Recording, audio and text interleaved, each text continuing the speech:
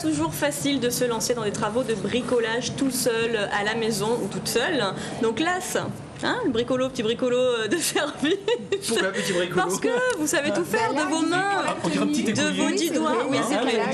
Là, on vous imagine mal avec le marteau et tout ça en train de bricoler chez vous. Mais vous avec des chaussures de ce style-là, je bricole très bien. Vous allez aujourd'hui nous donner des conseils pour bricoler facilement chez soi, même quand on n'est pas super doué. Totalement, ce qui est mon cas, c'est-à-dire que j'ai des idées, mais je ne sais absolument pas bricoler. Non, je suis parfait, je suis l'homme parfait. C'est ça. Je sais tout bien faire. Donc en fait, j'ai voulu parler d'une tendance qui est le bricolage, car il y a une mutation actuellement au niveau des émissions.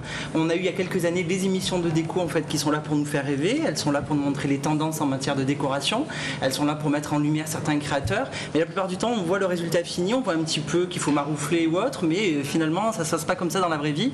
On s'appelle que ça peut être vite galère. Maroufler, c'est-à-dire maroufler, c'est un truc avec une brosse, quand vous voulez tapisser, dégager les angles. En voie de disparition. Ouais. Oui, en voie de disparition, exactement.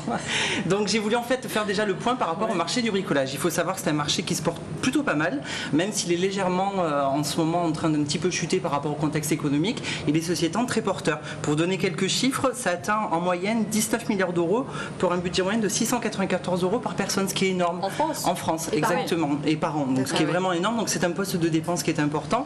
Donc avant que vous puissiez vous ruer dans les grandes chaînes vous disant je vais bricoler, on va essayer de vous donner quelques astuces pour pouvoir bricoler correctement. Allez, recadrez-nous. Voilà, je vous recadre. Donc au niveau des émissions déco, comme je vous le disais, on a le côté tendance, on a aussi le côté bricolage, ça arrive de plus en plus. Oui. L'émission qui est un peu en fait le fer de lance à ce niveau-là, c'est l'émission que l'on voit sur France 3 avec Robert Longechat, j'escorche peut-être, excusez-moi. Mais non, c'est vous qui inspirez le bricolage. Qui depuis 1999, ce côté très modeste, très pratique en fait, avec des astuces à la fois pratiques et techniques. Ouais. Je vais vous donner deux sites déjà qui sont plutôt pas mal. En fait, c'est le bricoleur du dimanche. Alors là, on peut pas rêver mieux comme titre. Le bricoleur du dimanche, déjà, ça dit tout exactement par rapport au contenu. J'aime beaucoup la manière dont il est fait, ce qu'on appelle la boîte à outils. Dans la boîte à outils, on trouve des fiches bricolage, brico-astuces, les brico-projets, les fiches matériaux, un forum bricolage, enquête des bricoleurs, le glossaire des habitations, etc.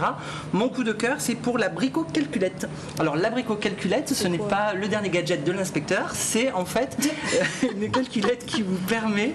L'inspecteur gadget, vous aviez compris ma référence. Bien sûr.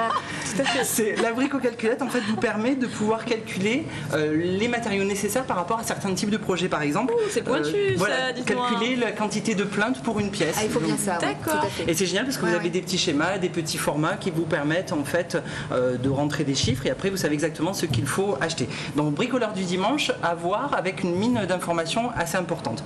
Le deuxième c'est brico vidéo. Alors comme son nom l'indique, en fait on a la possibilité de trouver des vidéos en ligne qui permettent d'avoir de petits cours. Et comme ça, celle qu'avait sorti Alain Chabat, il fut un les temps là. Ouais, ah oui, ouais, j'espère que c'est un peu plus crédible. Non, pas du tout. Non, c'était très bien.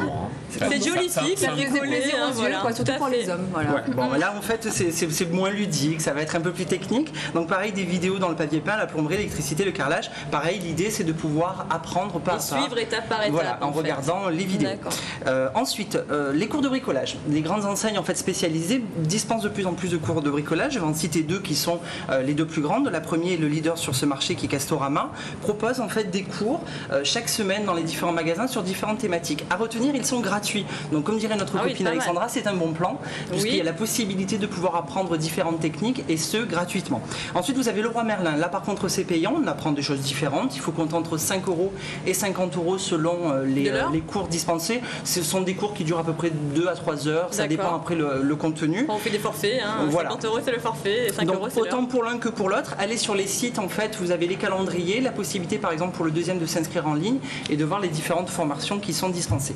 La dernière chose à savoir, c'est au niveau de la presse. Il existe beaucoup de choses en fait en termes de contenu. Donc je vous ai trouvé bricolé du côté de la maison avec le fameux monsieur dont je vous parlais. C'est Robert Longechat. C'est lui Robert. Voilà, c'est lui Robert en fait, qui est le bricoleur en fait invétéré de la chaîne. D'accord. Donc comment mais faire quand un magazine à votre effigie? Bientôt, qui sait. Donc plein de petites choses en fait pour... mais oui, il faut avoir de l'ambition dans la vie.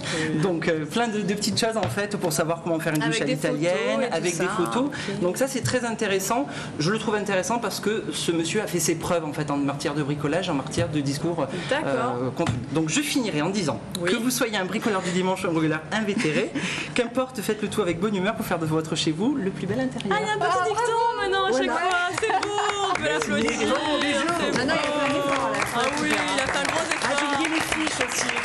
pas le temps. J'ai fini. Non, voilà. c'est bon, On merci. passe au suivant. Il y a les fiches aussi qui sont gratuites. Allez, je Fini, me vous avez trop Suivant. parlé.